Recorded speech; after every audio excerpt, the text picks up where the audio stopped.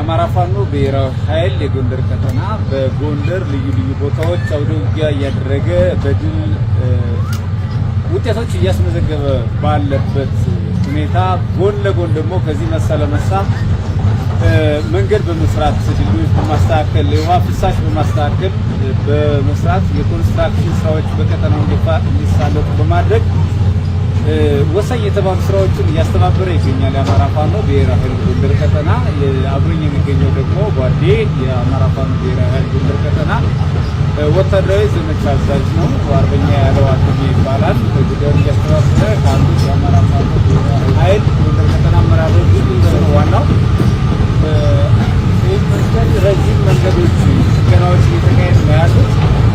ላለፉት ወራቶች እነዚህ መንገድ ጥገናዎችና ድልደላዎች እንደዚህ ደግሞ የፍሰት ማስተካከል ስራዎች እየተከወኑ ይገኛል። እንደምታዩት እስኪ አርበኛ ያለው አጥኛ ምርምር እየተሰራ እንደሆነ በዝርዝር ያስረዳናል። በተጨባጭ ግን ከሚካኤል ደብር አርኖ እንደዚህ ደግሞ ሚካኤል ደብርና ሌሎች ቦታዎች ውስጥ ለውስጥ ያሉ መንገዶችን በመጠገን አስቸጋሪ የነበሩ ጭቃማ የነበሩ ወንዝ ማሻገር የነበሩ ቦታዎችን የድልድይ መስራትና ሌሎች የመንገድ ስራዎችን የኮንስትራክሽን ስራዎች እየተቀላጠፉ ይገኛሉ። አርበኛ ያለው አጥኛ በዝርዝር ሲሰሩ የቆዩትን ያስረዳናል ማለት ነው።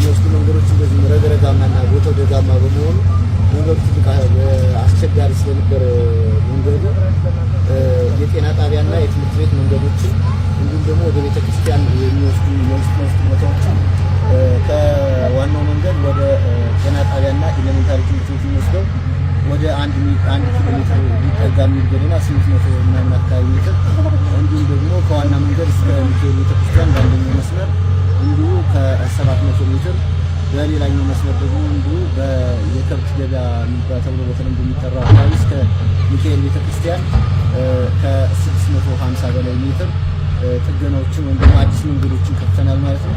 ሌላው ደግሞ ከዋናው መንገድ እስከ ገብርኤል የሚባል ቤተክርስቲያን ወይም ትልቅ የተራራ ያለበት ቤተክርስቲያን አዲስ የመንገድ ስራ ተሰርቷል ማለት ነው። በዛም ደግሞ 1 ኪሎ ሜትር የሚሆኑ መንገዶችን ከፍተን የጨረስንበት ሁኔታ ነው ያለው።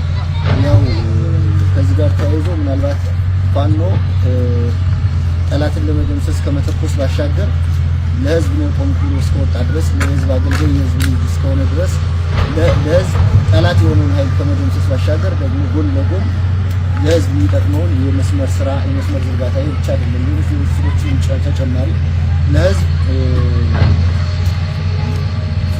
ጥቅም የሚሰጡ ስራዎችን ከመንገድ ስራ ባሻገር ሌሎች ስራዎችን እየሰራ ያለበት ሁኔታ አለ።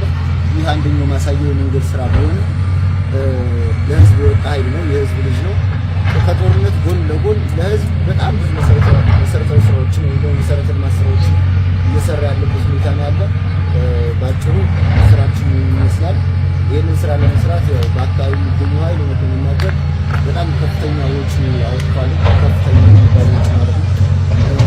ይህንን ልማት ለማፋጠን የቡድን መሳሪያ እስከመሸጥ ድረስ የደረሰበት ሁኔታ ነው ያለ። ከጦርነት ባሻገር ልማት የሌለው ሀገር አስፈላጊ ስላልሆነ ልማት የሌለው ህዝብ ጦርነት ውስጥ ብቻ የተዘፈቀ ህዝብ መኖር ስለሌለበት ከዚህ በፊት ስናየው እንደነበረው አንዳንድ ጦርነቶች ተዋጊዎች መንገድ ድልድይ ሲሰሩ ነው የሚለው። የኛ ኃይል ደግሞ በአንጻሩ ልማትን እያለና ማህበረሰቡን እያገለገለ ያለበት ሁኔታ ነው ያለው። ድልድይ በመስራት ፋንታ ድልድይ ይሄ አሁን የምንሰራው መንገድ ምናልባት ነገ በታሪክ አጋጣሚ ጠላት ሊቆጣጠረው ይችላል፣ ጠላት ይጠቀምበታል። ነገር ግን ጉዳያችን እሱ አይደለም። የህዝቡ ሰላም ማግኘት፣ የህዝቡ ወጥቶ መግባት፣ የህዝቡ እረፍት ማግኘት ነውና እኛን የሚያሳስበን ጉዳይ እኛ የሰራነው ለህዝቡ ጠላትን ይጠቀምበታል፣ ጠላት ይጠቀምበት ጉዳያችን ነው። እኛም እንጠቀምበታለን። በተዋጊዎች መካከል የሚጎዳ ህዝብ ስላለ ህዝቡን ማገልገል ግዴታችን ስለሆነ ለህዝቡ መሰረተ ማሰርተናል ማለት ነው። በሁሉም በብዙ ቀጠናዎች የተሰሩ ያሉ ሁኔታዎች አሉ። እንደሌላው ጸረ ሰላም ኃይል ድልድይ ሰባሪዎች ሳይሆን መንገድ ሰሪዎች መሆናችን ለማሳየት ያክል ነው። መልካም መንገዶች አሁን የምንገኘው የከተማ የውስጥ ለውስጥ መንገድ እየተሰራ ባለበት ነው። እንደሚታየው ብዙ ማሽነሪዎች ለስራው አገልግሎት ላይ ውለዋል።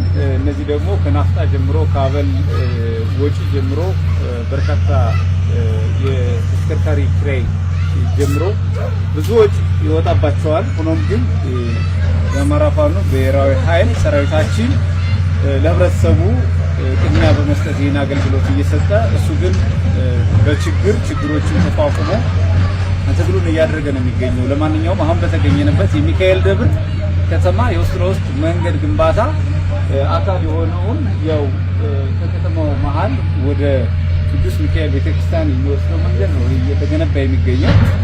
ሌሎች ደግሞ ረጅም ቅድም እንደተጠቀሰው 27 ኪሎ ሜትር የሚሸፍን ርቀት ግንባታ ላይ እንደተገነባ በተጨባጭም አገልግሎት እየሰጠ እንደሆነ በዚህ ህብረተሰባችን በጣም ደስተኛ መሆኑን ወላዶች ወደ ሕክምና ለመሄድ ተማሪዎች ወደ ትምህርታቸው ለመሄድ ደግሞ በእንቅስቃሴው አጠቃላይ የህብረተሰባችን እንቅስቃሴ የማህበራዊ እንቅስቃሴ ኢኮኖሚያዊ እንቅስቃሴ እንዲቀላጠፍ የአማራ ፋኖ ብሔራዊ ኃይል የበኩሉን አስተዋጽኦ እያደረገ ነው፣ በልማቱም ዘርፍ ማለት ነው። ተዘዋውረን በቪዲዮ እናያቸዋለን። የተሰሩና ያልተሰሩ ጉዳዮችን እናያለን። በተግባር እየተሰሩ ያሉትንም በቪዲዮ እናሳያለን። ወደ ስራዎቹ ብንቀጥል መልካም ይሆናል። አመሰግናለሁ።